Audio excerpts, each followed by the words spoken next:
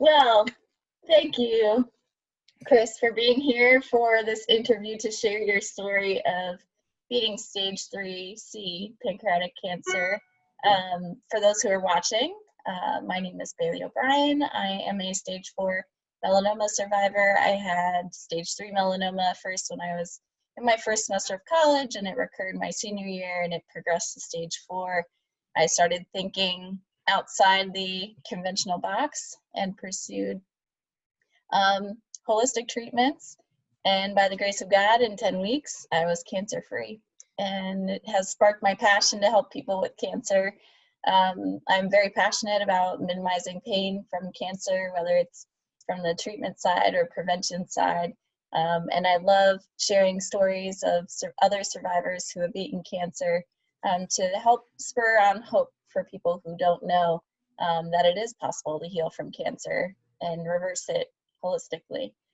So that's why I have our great friend Chris. I hope we're friends for a long time, Chris. Likewise. I'm just so grateful for what you're doing and the amazing book that you wrote, Life is a Ride. I honestly have not gotten through the whole thing yet, but I'm more than halfway there, about 2/3 probably. And I was really touched by your heart, Chris, and your vulnerable, raw emotion. And that really stuck out to me as a survivor because it was like you really, it's like you got to that level that people can relate with and understand it's okay. Like you said, in that letter you wrote to your sons that you didn't give them, it's okay to cry. Like, it's a good thing. It's not, for women and children only. It's, it's part of the healing process. And I mean, there's just so many great things about your book and your personality. So could you start from the beginning? What happened before you got your diagnosis, or what led up to it? So this Saturday will be my 4-year anniversary of getting diagnosed. Halloween Day of 2016. I thought I was going in for some routine tests. I'd been having some, I call it minor stomach discomfort, but it was just lingering for several weeks. And I was also depressed, and I had no reason to be depressed. So I finally got checked. The doctor referred me to get some tests, some CT scans and ultrasounds and all that. And one thing led to another. And on Halloween Day of 2016, I got diagnosed with 3rd stage pancreatic cancer. And it was, I can tell you this in a measured voice right now, but when it happened, it was stunning and scary. And I thought my world had fallen apart. I mean, it was really devastating. Wow. And so after that, you wrote in your advice to other people, and what you had learned along the way is that doctors are not gods. But at the time, you followed the advice of your doctor, right? I did, and I think most people do that, and I'm not in any way being critical. I mean, I did it. It was a mistake for me. For some other people, maybe it's not a mistake. Everyone has their own story, their own journey. For me, it was a mistake that almost killed me. It turned out I had been misdiagnosed by my first oncologist. That oncologist was, I didn't write this in the book, but I now call him a one-trick pony. He knew what he knew. He saw that he thought I had this certain kind of pancreatic cancer, and so he was going to treat it with chemotherapy. I was not a candidate for surgery or for radiation, given the location of the tumor. But the chemotherapy turned out to be devastating. First of all, it didn't work. It was making my cancer worse. My cancer was getting worse while I was doing chemotherapy, but chemotherapy was hard on my body, and I was convinced it was going to kill me. And so March of 2017, a few months after I started chemo, I just quit. Now I can smile about it 4 years later, but I thought I was going to die of, I'd figure, okay, I'd rather die of cancer than die of chemo. No plan B. But the day I quit in March of 2017, the day I quit chemo, it turned out to be the best day Mm. because all of a sudden it opened up a world of alternatives, both natural alternative medicine and also even some Western medicine that the first oncologist had not told me about. Um, so I listened to my doctor. It was a mistake. It taught me a lot of things. Question doctors and use the term you said, which I wrote about in the book also. They are not gods. They do their best, but they don't Mm-hmm. know everything. They make mistakes just like the rest of us. Yeah. And if they're not critical thinkers, if they're not curious, if they're not willing to sit down and talk with you and be open to alternatives, for me, I don't want that kind of a doctor who's very closed-minded. Mm-hmm. And after you fired your oncologist, that's when you saw the reviews afterwards. Right. So, and Right. would you recommend doing that before you Yeah. commit to Yeah. working with a doctor? Yeah, absolutely. Again, I could laugh about this now, but I didn't do any of that before. I didn't research my doctor at all. My general doctor said, "Oh, go see Doctor So and So," and I was so afraid that I just, okay, sure, yeah, he can help me. He can help me. Um, yeah, it wasn't until I started seeing some of the negative things about this doctor. This oncologist, not to harp on it too much, but Mm-hmm. he would get offended when we would ask him questions. Mm-hmm. I mean, it looked like he would get a pained look on his face, like, "Why are you bothering me with this?" Yeah, so then I saw the reviews, and other patients that had very similar experiences that I did. In fairness to this doctor, he has saved some people's lives. He wouldn't have saved my life. And I'm sure there are others who are not around anymore whose lives he didn't save. So, I do think he does some good for certain people, but for me, he was completely the wrong choice. Mm-hmm.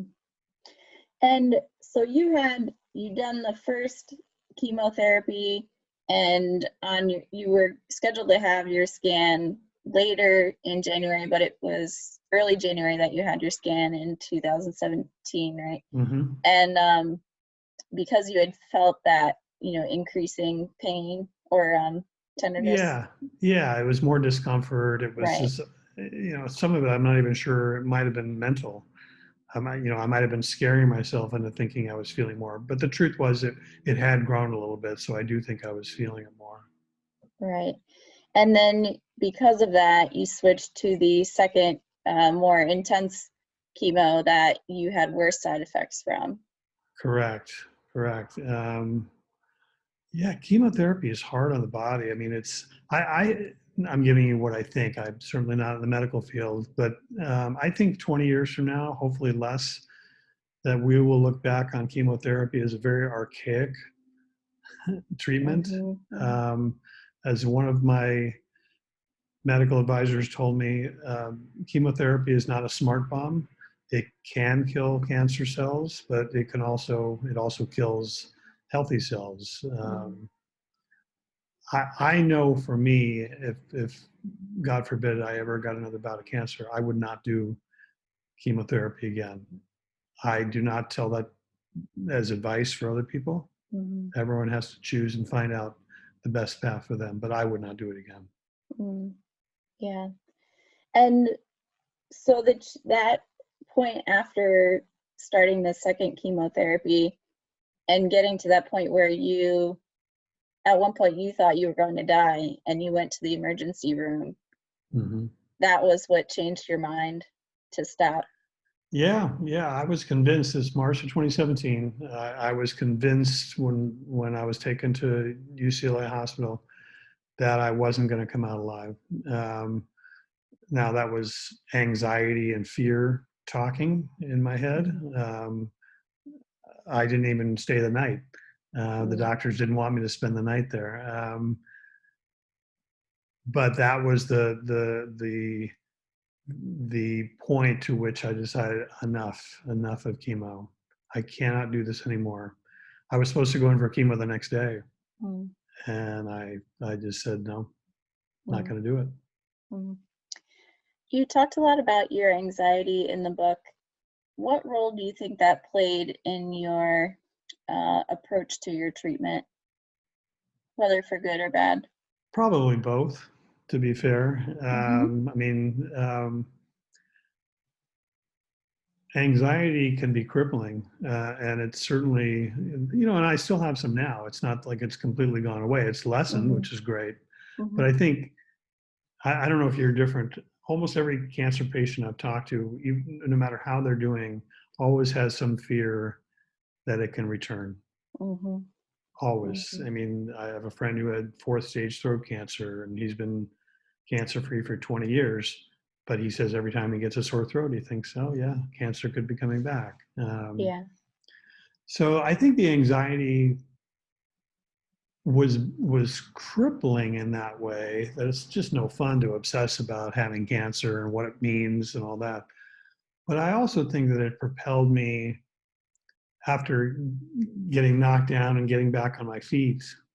I think it did propel me into like, wait a minute, I got to make my own decisions here. I have to be in charge of my own health care. So I Mm-hmm. do think the anxiety worked to my favor as well. That's good. Yeah. And it was most intense, it sounded like, at that point when you thought, when you were really, really sick. Um, do you think that the treatment in itself caused increased anxiety? The To chemo? Yeah. That's a great question. And I've never really thought about that, but I actually think it did. Mm. Yes, I do think it did it because, am I allowed to cuss on this? Your I would ask you body. not to, but you can, and I'll bleep it out. Well, I'll just say I was going to use the shit word, but Okay. Yeah. it's your body feels so lousy. Uh-huh. Um, Plus, this oncologist wanted to give me pain pills. I took a couple. I'm not a pain pill person. They're Mm-hmm. definitely for some people, but just not for me. Mm-hmm. Um, the pain pills made me even more depressed Mm-hmm. and anxious. I was, I'm not a big pill taker, but I was also taking some, I can't remember the anti-anxiety drug, which really, it helped me help reduce my anxiety. But when I stopped taking them, then it caused my anxiety to go off the charts.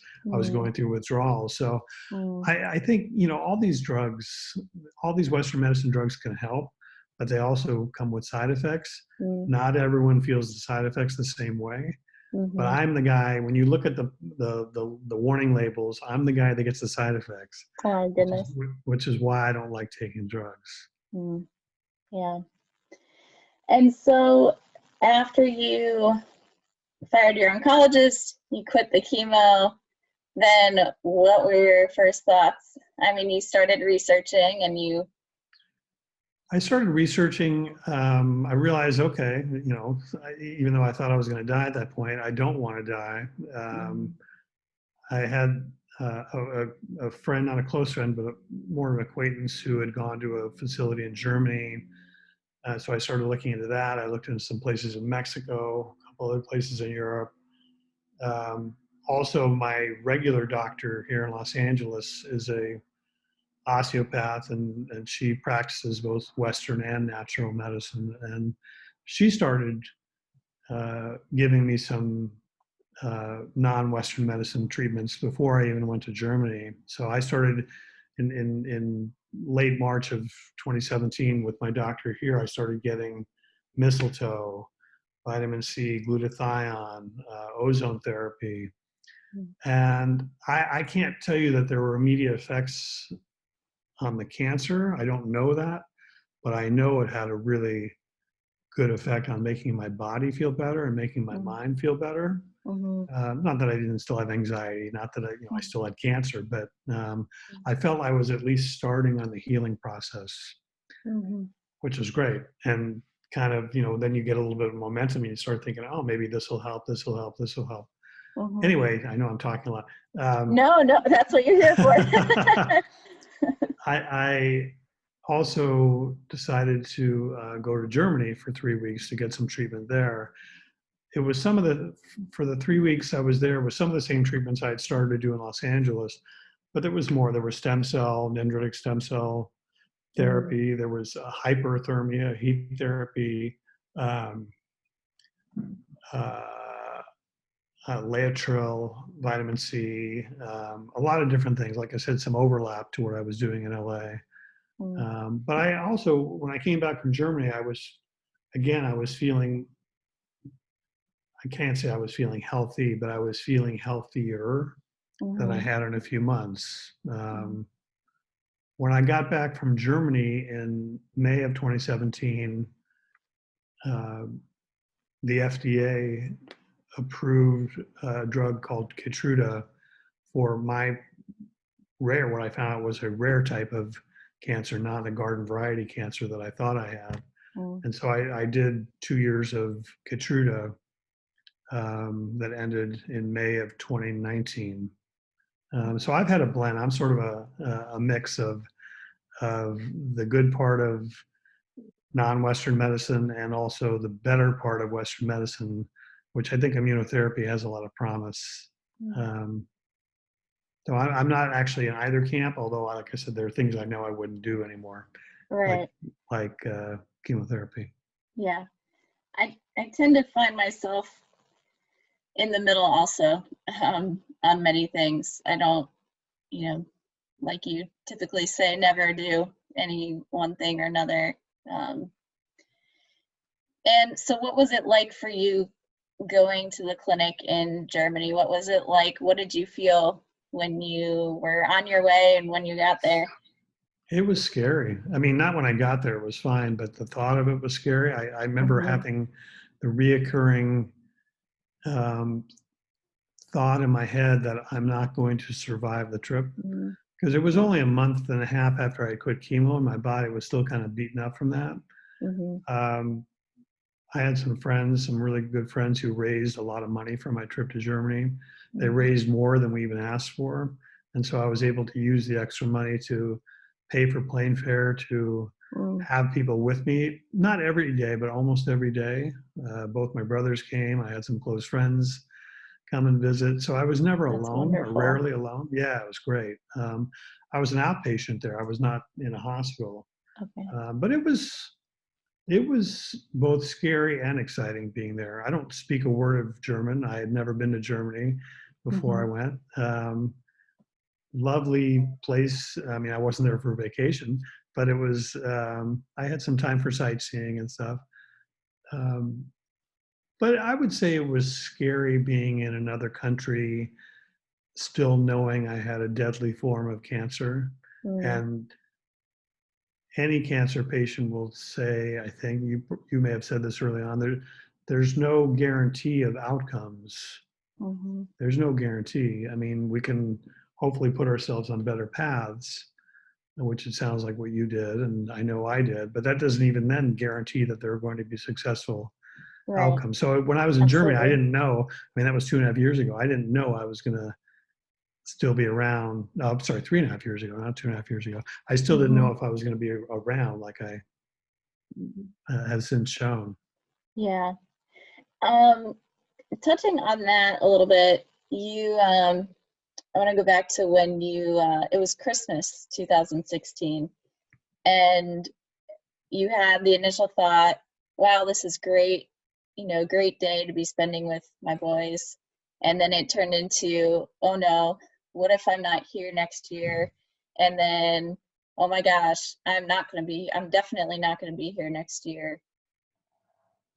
If you could go back, what would you have done? Would you have done anything differently? And if so, how? And how would you encourage other people going through cancer? I mean, you ask great questions. For those people who haven't read the book,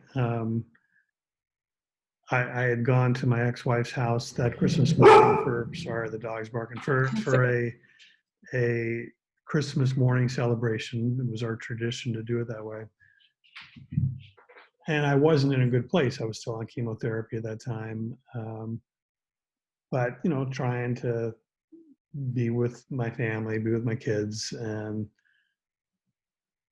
I had a meltdown to where I had to excuse myself and go to the bathroom and just start crying because I really had convinced myself, I had scared myself that I wasn't going to be around much longer, and that was going to be my last Christmas. Mm-hmm. I don't know. I mean, your question was, what would I tell people? Would I do it any differently? Yeah. I wish I would have done it differently, knowing what I know now. But I think I sort of accepted that was just part of the process back then. That, yeah, I wish I wasn't breaking down in the bathroom on my knees in tears, but I don't know that I could have prevented it knowing what I knew then. Yeah. Knowing what I know now, that might be different, but Yeah. it just it was part of the journey, which was certainly not in any way fun at all. It was horrible. But if anything, it makes what's going on now that much richer and that much more delightful to be able to say, oh, okay, I didn't have that feeling at Christmases after that. And hopefully a month and a half from now, I won't have it at this Christmas either. That, okay, I'm past that. So that's a great thing. Yeah. Yeah. I mean, it shows that you are being realistic about the possibilities time.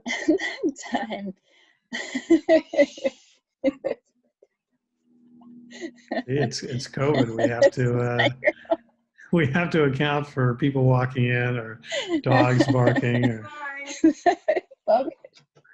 By the way, everyone who might be listening to this podcast will get it. They'll understand it totally. I don't know if you saw that. It was like a newscaster. She was broadcasting from her kitchen, and then her dad came out without his shirt on. There you go. Right? I mean, it Oh happens. my gosh. Yeah. We're all adjusting. We're all adjusting. Oh, that's great. Yeah. So, I have to go back to what I was thinking. We were talking about Christmas of 2016. Yeah. Okay. Yeah. So, you were going through, like, you were analyzing the possibilities. You weren't in denial about, what might happen in the future. Right. I was not. I thought I was going to die. I was not in Right. denial. If anything, I was amplifying the negative thoughts. Right. I was taking the statistics that show that most pancreatic cancer patients don't last very long at all. Right. And I was thinking, well, that is me. That's me. Right. Yeah. So you were being realistic, but then you went through that process of dwelling on that negative. But if it was your first Christmas and first holiday season, and the reason why I want to emphasize this is because we're coming up on the holiday season, and I mean, people are getting diagnosed right now. What would you recommend for those people? Well, we talked about this a little bit already, but this didn't just start with me getting diagnosed with cancer. I've always been sort of a crier. I mean, when I was little and stuff, but maybe less so now. But I think there's still a tendency to drum into men's and boys' heads that crying is not okay. And I just decided I'm just going to let it rip. I'm going to cry, and I truly think it helped me. If I was diagnosed today, or if I was giving advice to someone, I would say, ask lots of questions.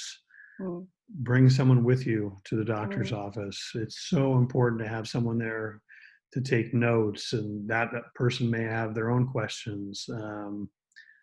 I would say get second opinions, get third opinions. I would say, Western medicine is good, but it has its limitations. If you have the time and the desire to explore alternatives, doesn't mean you have to do them, but just to have options. I think, again, I all these things I'm telling you, I didn't do. So, I mean, I learned to do them I didn't do them at the beginning. Thankfully, I learned to do them after a few months, because otherwise I wouldn't be here. Getting a cancer diagnosis is really, really tough. Really, really tough. It's a life-changing thing. There's before, for me, I don't know if this is true for you, there's before cancer and after cancer. Yeah. It is a life-defining moment. Yep. Yeah. So let's let's go back into your story. You went to Germany and you were scared, but you had people with you and Mm-hmm. you did some extra treatments. What was it like getting those treatments in Germany? I mean, the treatments were easy. They were mostly infusions, Mm-hmm. um, all painless, hyperthermia, laying for an hour in a machine to apply heat to the tumor. So, I mean, if the US allowed a lot of that stuff and they don't, I could have done that here. But I will tell you what the people at this clinic, it's called Infusio in Mm-hmm. Germany, in Frankfurt, they were great. They knew how to treat people. They Mm-hmm. knew that we were all scared. Um, so I felt like I was treated like a king. And Mm-hmm. this was especially the contrast was so great after coming out of the first oncologist and being treated not so great. Mm-hmm. So I think it's important. It's it's not only important to have the right kind of treatment for your cancer, but it's also important to have good people that you're working with. And the people in Germany were really great. They were Mm-hmm. really great. It was really nice. That's wonderful. Yeah. That's great. And so when you left there, you came back home, and um, you started immunotherapy after that. What led you to try the immunotherapy? All of my doctors suggested I do it. So that I mean, I had the doctor in Germany who wanted me to try it. Mm, My general doctor here in Los Angeles, she consulted with an oncologist here. So there was really everyone thought, let's continue. I mean, I don't really characterize it, even though I just did a few minutes ago, as alternative versus mm, Western. To me, it mhm, was what I did was alternative immunotherapy or natural immunotherapy versus Western medicine immunotherapy, and I did both. mm, Um, mhm, so, but it was all under the umbrella of immunotherapy, and so when if one person tells you something, that's one thing, but if three people tell you something, that was like, okay, this seems like a good thing to do. mhm, I did some research into the Keytruda, and the side effects seemed minimal. And it turned out that's what was the case for me. That I did have a few side effects, but nothing like chemotherapy. I mean, I was mm, never miserable like I was on chemotherapy. mhm, Um, I'd get some itchy skin with the immunotherapy, and that was really about the worst of things. mm. Never bothered my stomach. I was working full time while I was doing immunotherapy for those 2 years. So minimal side effects, which is a great thing. Mm. Really That's great thing. yeah, that's really wonderful. Yeah. You looked out with that a lot better than with the chemotherapy and Yeah. your genetic Yeah. Yeah. disorder. I mean, it's also, I mean, you didn't ask me this, but I'm going to bring it up anyway. I mean, Mm-hmm. to me, the immunotherapy, whether it's natural or Western medicine, makes more sense. My brain has an easier time of wrapping my head around it.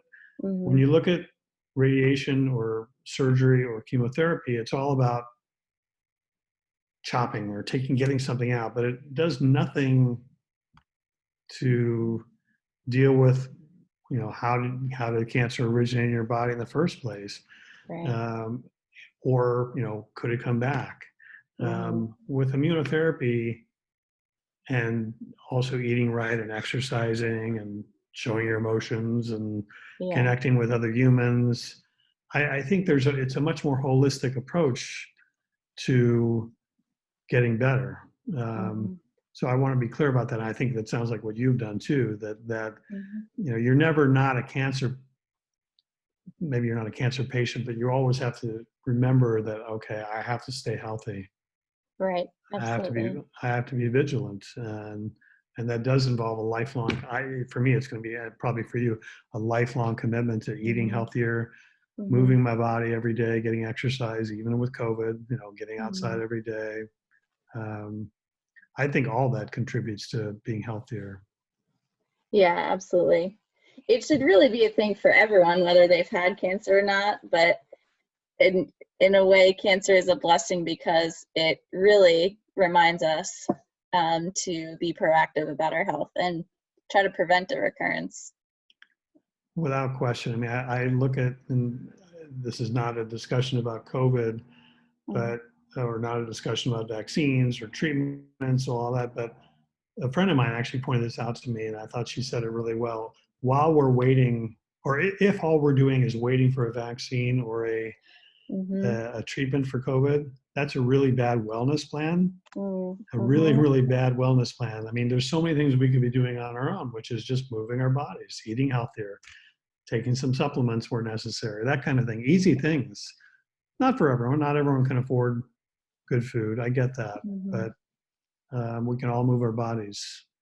Absolutely, I agree. Yeah, Yeah. that's a great note about COVID. And speaking of nutrition, your diet was not always very healthy. When did it start to change? Yeah. I mean, I would say that you know, I mean, I've never been a smoker. I rarely drink. I'm talking about my entire life. I mean, Mm, I have a beer once a month or a glass of wine once a month, maybe. Um, don't smoke cigarettes. I did my share of recreational drugs in my teens and 20s, but I've led a pretty clean life, and I've mhm, tried to eat healthy even before cancer. But mm. um, I did consult with a lot of nutritionists after I got diagnosed, and I don't know if this happened with you or not, but I got such different Yeah. opinions, and it was really frustrating. I was kind of angry about Right. that at first, and then Yeah. I realized I have to do what's right for me, and I don't Mhm. cook either, so I had to figure out what I can do to eat much healthier. Um, but what I realized, two things. One is that all the nutritionists agreed on reducing sugar. Mhm. That was the one thing they did agree on. So Yeah. I definitely became much more conscious of reducing processed sugar in my diet. The other thing, though, my great doctor in Germany told me he knew the place where I was staying was right across the street from a bakery, and Oh. and he asked me about. I was there 3 weeks. He asked me about it early on in the third week. He said, "Have you been in that bakery across from where you're staying?" And I said, "No, I'm trying to eat healthy." And he looked at me and he said, "You know what?" He said, "Part of life is enjoying life, and if you eat something like that sparingly, once a month or whatever, it's okay. You don't Mm, have to be perfect." And mm, it really opened up. It was like a light bulb went off. Like, I don't have to be perfect. I'm not going to mm. avoid all processed sugar. Right. Um, but I think what it told me is do the best you can, do better, and do the best you can. Mm, And it sort of took a lot of pressure off too. mm. Yeah. It's people have different approaches about that. For myself, I was very, very strict, but well, I was very scared and wanted it out as quick as I could get it out. um, Right. but I've become more lenient since then. Um, so that resonates also. But what stuck with you, I'm guessing, is you're more mindful, right? Yeah. Yeah. Yeah, and it's more the healthy aspect is routine now more than Right. in the past. So, yeah, Yeah. It's a blessing. it is. Absolutely. And you feel better when you're eating better foods. And you understand, like, you recognize, oh, wow, what I ate just really made me ticked off. It's like it literally has an impact on your mind, what you put in your body. Without question, it does. And you and I were just discussing this a couple of minutes ago. It's not just for cancer. It's not just Mhm. for cancer. It's, Mhm. not, most people are not going to get COVID. Most Mhm. people are not going to get COVID. The people who aren't getting it, most of those people are healthier people. I mean, Mhm. this is not rocket science. This is Right. reality. And so I Right. think, I have a responsibility not just to myself, but to everyone I'm around to stay healthy, Mhm. to stay healthy. Yeah. It will not guarantee, but Correct. increase your likelihood of living a longer, healthier, Correct. happier life. Absolutely. Yeah. Okay, so you, well, after Germany, apologize, did not get to that part in the book yet, but what were your scans showing around that time and the Keytruda? The scans started showing a gradual reduction. I'm actually forgetting when it was probably about September of 2017. So it was a couple months. I think I had a scan in June of 2017 and in September of 2017. And the results of Germany and also the Western medicine immunotherapy, I think started, I think both helped, to be honest. I'll Mm-hmm, never know, but I think both mm-hmm, helped. mm-hmm. Um, but yeah, where I would go into scans thinking, oh my God, it's getting worse, because it was getting worse. Mm-hmm. It was great to finally get a scan in September of that year that said, no, there's a slight reduction. And then Awesome. subsequent scans, even though I was always scared because it comes with the territory, Uh-huh. um, overall there was about a 33% reduction. So there's still something in my body now, even now, Mm, even though I'm not doing any treatment. mm, But they think it could be dead tissue. They're not 100% sure, but they sort of figure as long as it's not growing or spreading, mm-hmm. then all is good. Um, Yeah, yeah. absolutely. Dr. Naisha Winters is a stage 4 ovarian cancer survivor, and she wouldn't she's not, technically cancer free. She has something still also, but it's been Have you 20. interviewed her? I have not yet. Because the reason that I ask is I've never met her, but Uh-huh. she is a mentor to one of my doctors who I'm convinced helped save my life. They Uh-huh. consult on mistletoe The, treatments and uh-huh. stuff. Um, That's wonderful. yeah, I think Dr. Winters is a hero. I really do. And Mm, again, I've never met her, but I think she's a hero. yeah, she is doing amazing work, and we're all blessed to have her doing what she's doing. You should see if she does a lot of podcasts. Reach out to her. Maybe It would she'll be do yours. great. Yeah. Yeah. Thank you. So, yeah, so you're living a more maintenance lifestyle right now. Um, how are you approaching that, and deciding what to do and what not to do because you still have something possibly. Um, in my day-to-day life, which is different for everyone now with COVID, but I'm moving my body a couple hours every day, Mm, whether it's getting on my exercise bike or I have a Pilates machine here. I go to a pool and do a pool workout.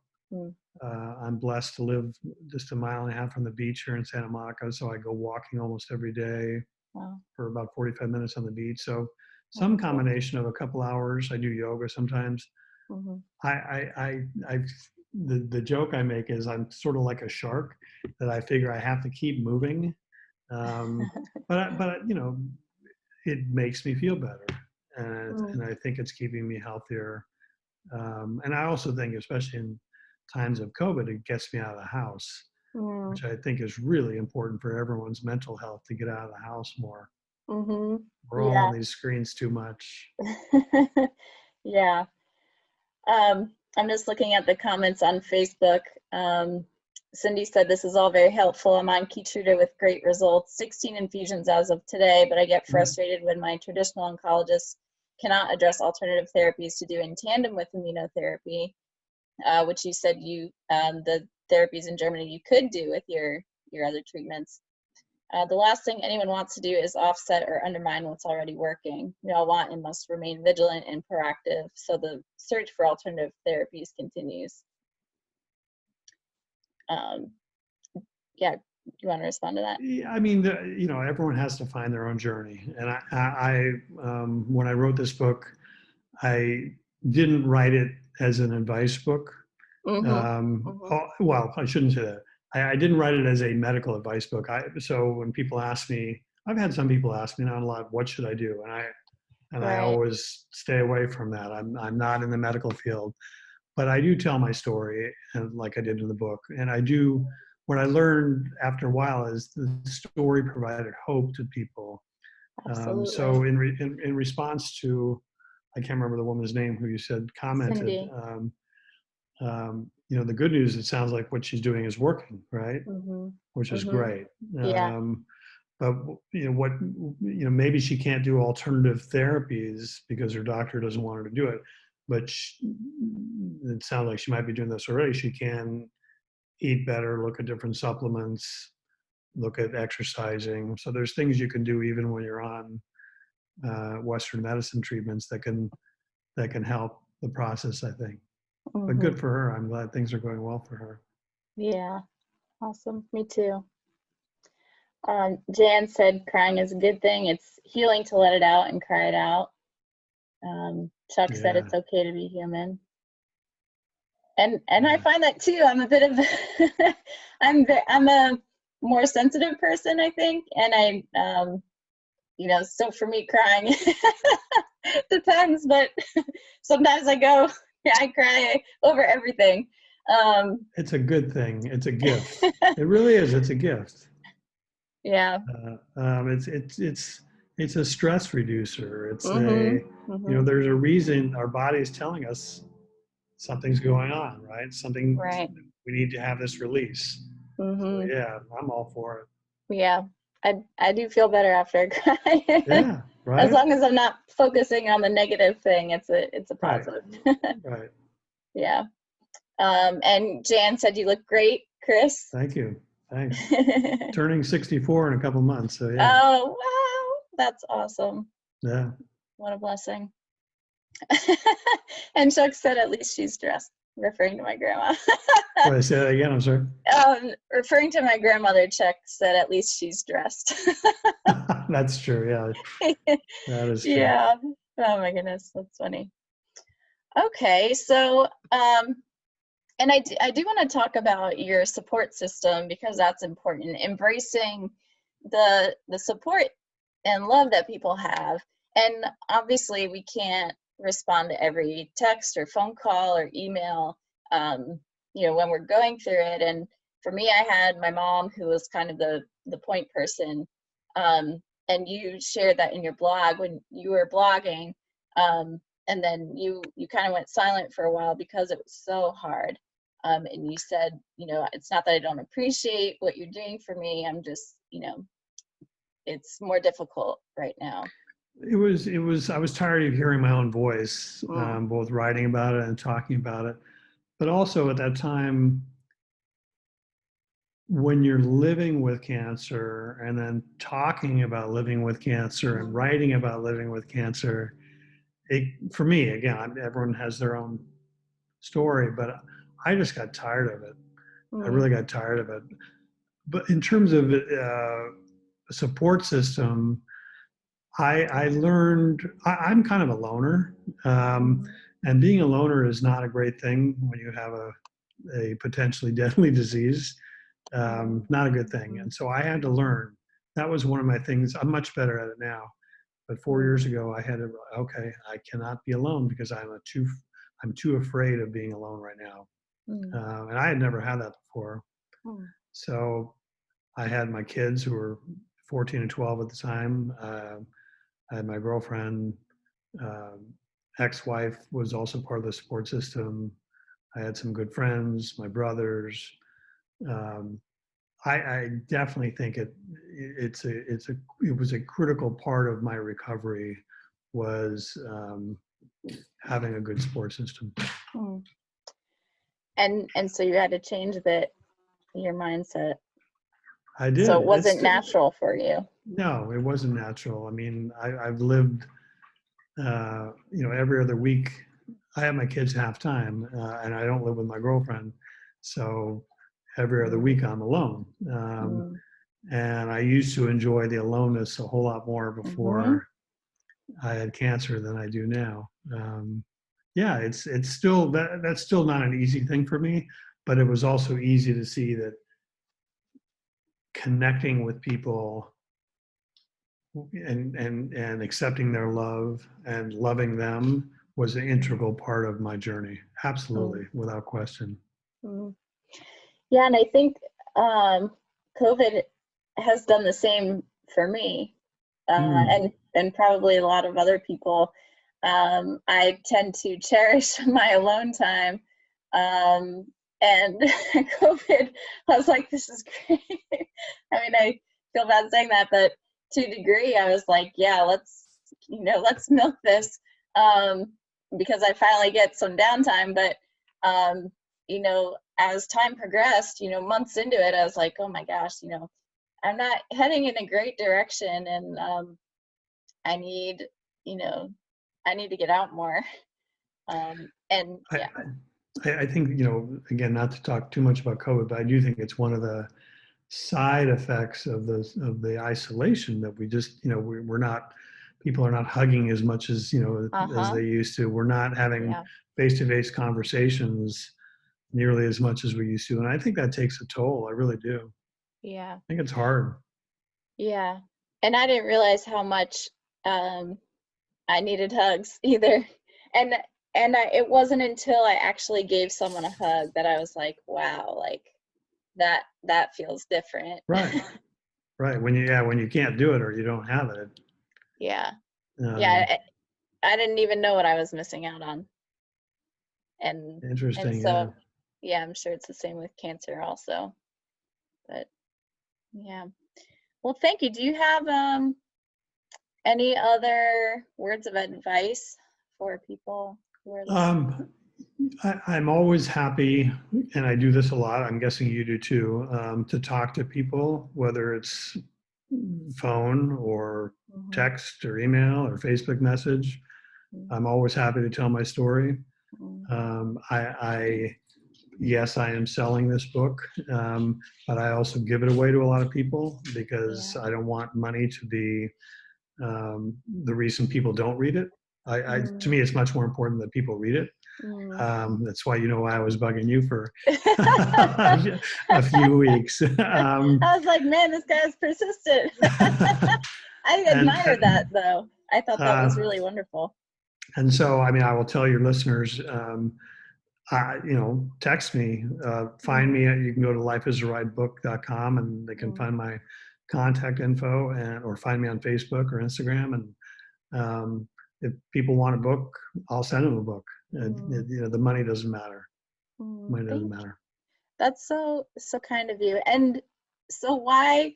I mean, it's clear that you really want people to read your book and hear your story. Why? What is that driving force in you? I had so many. I didn't know it at the time, but I had angels. So I don't say that in a religious way because I'm not terribly religious, but I can't think of a better word other than angels who kept me alive, I think, or helped keep me alive. And one of them, Brad Willis, who wrote the foreword in the book, told me that if I survived this, that I probably would write a book and pay it forward. And that's kind of what I want to do. I want to be hope for other people the way people were for me. I think we're all here to serve some sort of purpose if we can find it, right? And I think being of service to other people. I mean, if I'm lucky, I get another 20 or 30 years of being alive, and if I can be of service to other people, that'd be a great way to have the last third of my life. So that's what's driving me. Yeah. That's very admirable, Chris. And a lot of people don't. I mean, a lot of people do that, but I think a lot of people also they want to move on with their lives and or never have to talk about cancer again. So thank you so much for being one of those who do share. And I think you and I share this, that we're never not going to talk about cancer. It's too much a part of our lives. Yeah, it is too important. Yeah, that's wonderful. And I did want to ask also, sorry, one more question or comment, really. I thought it was so amazing, your Oh goodness, the thread, what was it? Oh, Threadhead, the Threadheads. Yeah, that was that. I mean, that was an amazing idea to crowdfund for John and Paul. Oh yeah, John There. McTay and Paul Sanchez. Yeah, yeah. That Yeah, was it was before there was something called crowdfunding. yeah, Um, Before Kickstarter and GoFundMe and all that. right. Yeah, we were one of the first, and we didn't even know what we were doing. Um, Yeah, can you because I want to focus on continuing to live even through cancer, because you were still working on that during your cancer journey, right? You were yeah, still. yeah, not as much, but yeah, I had lessened it even before I got diagnosed, just because I had to tend to my day job and parenting and all that. But yeah, the Threadhead thing was a group of people that came together in 2007 after Hurricane Katrina, and we were all trying to figure out how we could help. We met in New Orleans at the New Orleans Jazz and Heritage Festival, and we were trying to figure out a way we could help. And it's too long of a story, but it's a good reason for people to read the book if they want to Yeah. know more. Uh-huh. But this group of people, of which I was a part of, decided to crowdfund the making of some music, of a couple albums in New Orleans, and that turned into it was never a for-profit business, but it turned into a fan-funded record company, and then a actual not-profit 501c3 that's still going on. I'm not a part of that anymore just because I have too much else going on. But yeah, I mean, I think it's about $750,000 that have been raised. Wow. Dozens and dozens of albums and stuff. So yeah, I mean, it definitely makes life more meaningful and richer. There's no question about it. It's amazing. It's a beautiful, especially, I mean, because it was born out of a desire to help these musicians who were, in Hurricane Katrina, New Orleans, and helping to rebuild the city, helping the people who were affected by it. And it's snowballed into this amazing foundation. And I thought it was so cool how you were texting your friend. You were both going through difficult times, Right. and you gave you gave him his song lyrics, and he gave you author credit for it.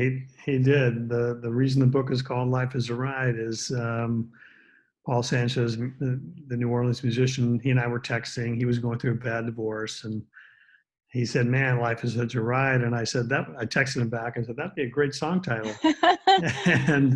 and he just, he said, "Yeah, I'm almost done with my album. I don't need any more, any more songs." And then Wow. I'm not a songwriter, but I came up with some lyrics and I sent them to him, Wow. and it became the title song of his album called Life is a Ride. It became the title of my book, Life is Wow. a Ride. Yeah. Sometimes you can find blessings when you have no idea there's going to be blessings, right? Yeah. And that last well, it was a stanza that they added to later, but and you were even afraid to send it to him. You're like, who am I sending this Oh my award-winning God. musician? I was cringing. I was so embarrassed. And he responded to me within 20 minutes, maybe less. And he had already figured out some of the music to Wow. it. I mean, he's a brilliant songwriter. If you don't know his work, you can go on Spotify and find him there. But that while he was writing the music, I sent him the next verse of lyrics, and I don't know if I could do that again in my life. It was it worked out great, Mm, and it was a real blessing for people who are interested in that. You can go on Spotify. Paul Sanchez. The album is called Life Is a Ride, mm. and it's I call it now the companion to the book Life Is a Ride. That is so cool. I just think that's amazing. And the LA Times wrote an article and mentioned your name in it about that album. I can't remember, was it the Times? There was a bunch of articles, both that came out about the stuff we were doing for New Orleans musicians, and there were articles about, I think it was Offbeat Magazine actually, who did the article on Life Oh, is a okay. Ride, the song. I think, I'm forgetting now. But yeah, there was some press about it and stuff, which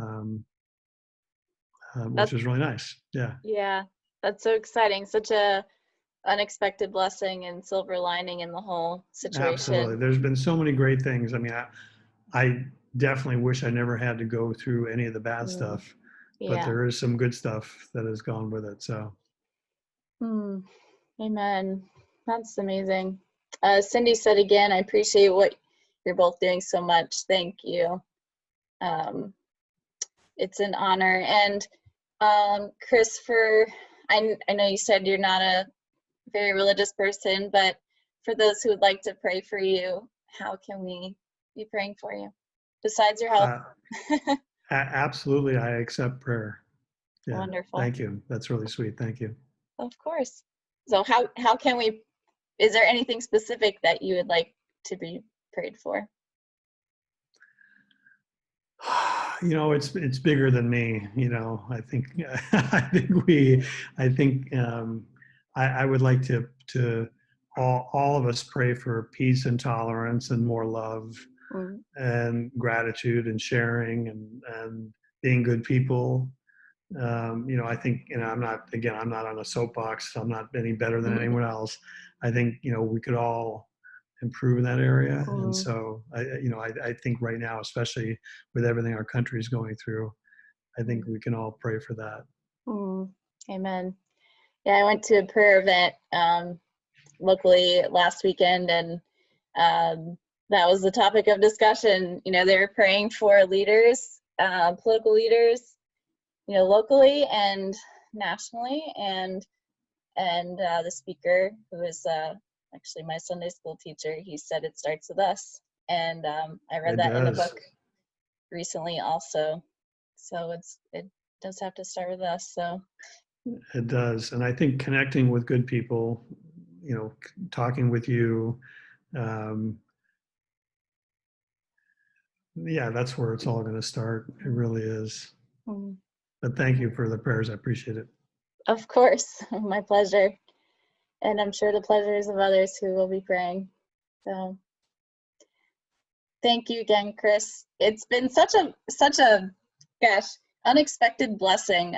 Thank you so much for For reaching out. bugging you.